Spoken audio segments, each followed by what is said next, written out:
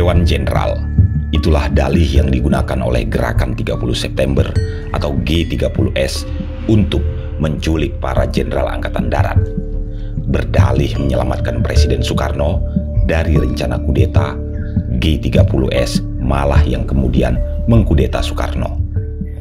Belakangan setelah peristiwa tragis itu kemudian dibentuk tim untuk menyelidiki benar atau tidaknya Dewan Jenderal tersebut.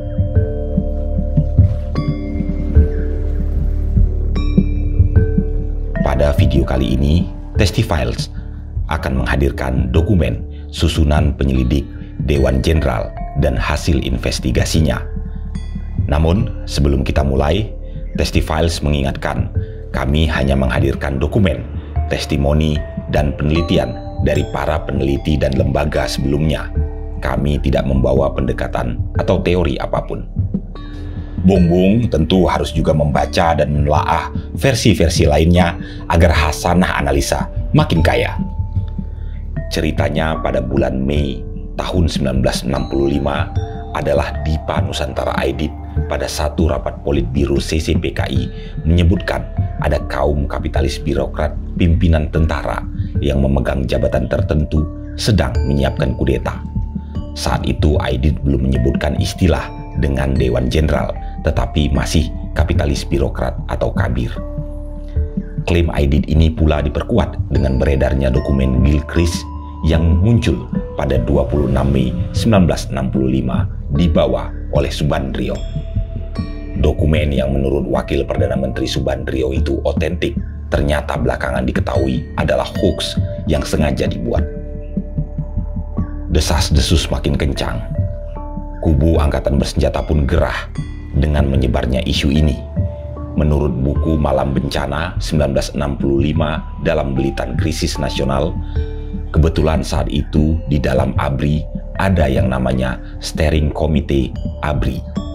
Tak mau badan ini diasosiasikan dengan Dewan Jenderal itu, Kasat Jenderal A.H. Nasution lalu membubarkan Steering Committee ABRI itu, yang tugasnya sebenarnya adalah sebagai bagian dari staf kekaryaan. Desas-desus juga semakin melebar dan menyebut bahwa Dewan Jenderal bahkan memiliki kabinet di dalamnya. Isinya antara lain Perdana Menteri Jenderal A.H. Nasution, Wakil Perdana Menteri Letjen Ahmad Yani, Menteri Luar Negeri Ruslan Abdul Ghani, Menteri Hubungan Dagang Luar Negeri Brigjen Sukendro, Menteri Jaksa Agung S. Parman, dan pejabat lainnya. Presiden Soekarno sebenarnya sanksi akan desas-desus ini dan sempat menanyakan langsung kepada Panglima Angkatan Darat Letjen Ahmad Yani. Yani menjawab akan melakukan penyelidikan dan menegaskan bahwa memang ada sebuah badan yang sering disebut dengan nama itu. Namun, nama sebenarnya adalah Wanjakti atau Dewan Jabatan dan Kepangkatan Perwira Tinggi yang bertugas membahas kenaikan dari kolonel ke jenderal. Tapi bukan seperti yang didesas-desuskan. Belakangan dalih itulah yang mengakibatkan penculikan dan pembunuhan para jenderal dan kudeta G30S.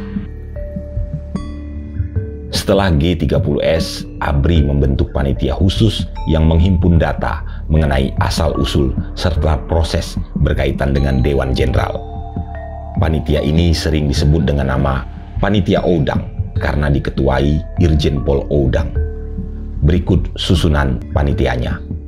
Ketua Irjen Pol Oudang, Wakil Laksamana Laut Subiyakto, Anggota Komodor Udara Suyono, Brigadir Jenderal Sudirgo, Jaksa Tinggi Basarudin, Kolonel Infantri Karis Suhud, Letnan Kolonel CPM Hadi Harsoso, Sekretaris Brigjen Pol Dr. Andes Munadi, Kolonel Udara Noto Widakdo, Jaksa Tinggi Ismail Raharjo. Hasil dari panitia Oudang ini, pertama, mula-mula Dewan itu bertugas memberikan pertimbangan tentang kenaikan pangkat dari perwira menengah menjadi jenderal, sehingga kemudian disebut Dewan Jenderal meskipun tidak demikian namanya.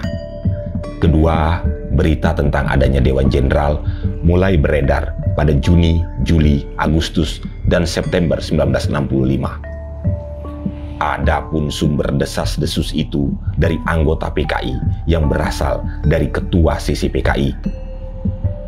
Ketiga, sampai November 1965 belum ada perorangan perwira yang didengar keterangannya dapat menunjukkan dokumen atau bukti tentang adanya Dewan Jenderal. Kesimpulan bahwa Dewan Jenderal yang merencanakan melakukan kudeta pada 5 Oktober 1965 tidak ada.